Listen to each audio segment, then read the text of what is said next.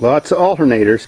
Well, I just poked through all the ones I had laying around here because this blue bomber was missing one. Guess which one fit the best? The one off the Toyota Cressida. Hasn't been on there for 8 or 9 years.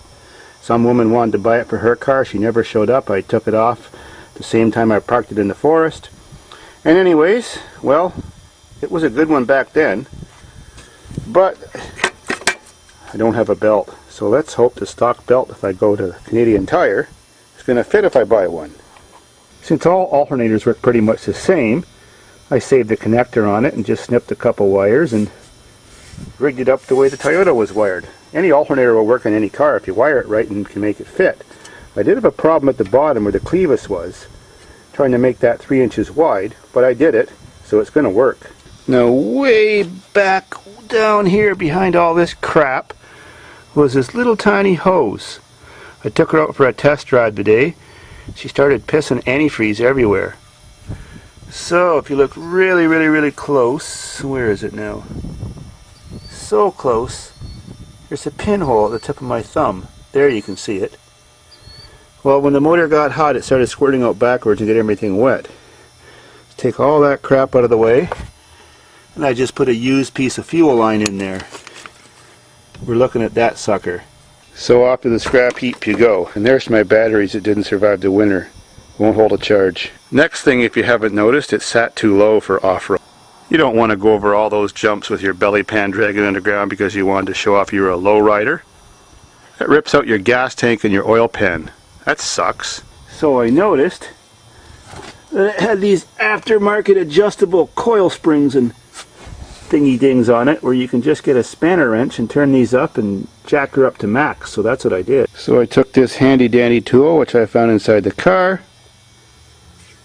and they were sitting way down here, these locking rings, and they weren't too tight. I spun them all the way up to the top, so now we got some clearance, I hope. The bead on that tire was all chewed up and chunks out of it, so it kept leaking out. So I put it on my machine, squeezed the bead off and broke it, and got some roofing glue. Well anyways, this gooey white stuff patched up the seal around the rim and the tire, and now she holds air. Found out a little while later that the interior lights stayed on for some reason, couldn't turn them off. So just charging up that battery for now since the alternator doesn't have a belt yet. And lo and behold, for some reason the fuel gauge started working today. And this switch does one rad fan.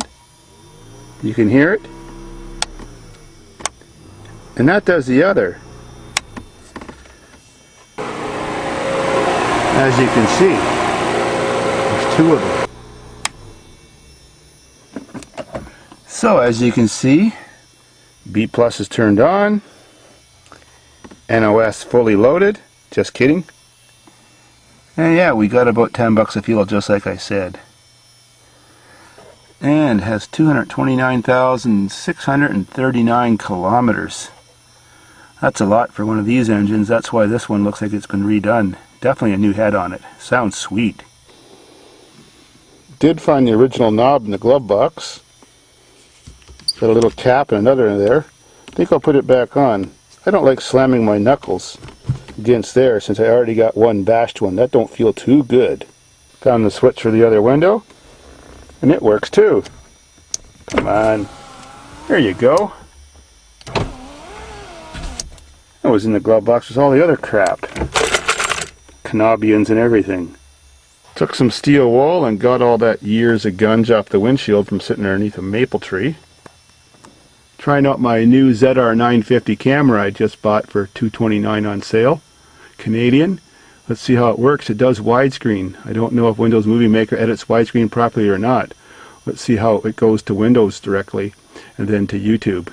So even though we're all jacked up, I've been screwing around with the engine too to see if I can get rid of that misfire in the low RPM range, and it seems to be pretty good most of the time. It doesn't fire up right away.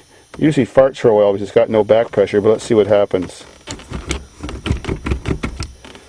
I like the long shifters better. Oh yeah, this is gay. You gotta do like several tries like this. Yeah, cool. And for some reason, someone's unhooked the power steering system on this car. You'll notice there's no power steering pump. There's nothing hooked to the idler pulley. And there's the cooling tubes to cool the power steering fluid. Well, it's got quick ratio turning, but that don't feel too good when you're trying to drive one hand with the camera. The exhaust manifold's been re-welded, but I don't feel nothing, so it's not leaking. Someone actually had an alarm in here, like they imagined someone would steal a piece of crap like this. Maybe someone did. Maybe that's why the ignition's all buggered. Everybody's been telling me this was made in the USA. It really isn't Jap scrap. I looked all over, I couldn't find that. Doesn't say. Not even inside the door. Problem with putting the sticker there is you leave your seatbelt there and go to slam the door. Well, yeah. Well, yeah, look what happens. She's growing whiskers. Come on. Ugh. Must have went through the car wash and ripped off some of those bristles. Since the head looks new, the timing belt is actually perfect. Except that's a horrible idea to cut that open, because in the wintertime if snow blows in there, like it likes to do in my cars, it flips off your timing belt and screws your motor. And these are interference motors, and that's definitely a big problem. I guess not bad for free if you like a piece of junk. With a totally tacky interior, with a gray door panel and a multicolored one, and seats that don't match. Some funky flashing lights or whatever the hell this is for, and lots of spare parts that hit you in the head when you have an accident or stop at a beer store or to meet a pretty chick. Now the fart can wasn't actually functional because someone stole the catalytic converter off this car. So as we look underneath, that's where it used to be. So as you can hear, pop, pop, snap, crackle, whatever you want to call it, the thing still farts without a fart can. So if this thing were in that movie, it wouldn't be called The Fast and Furious, it would be called The Fast and Fartious, that's for sure. But it does sound nice when you're giving her, stepping on her. Oops, better shut it off, I forgot there was no turning water pump. Yep, she's getting up there now.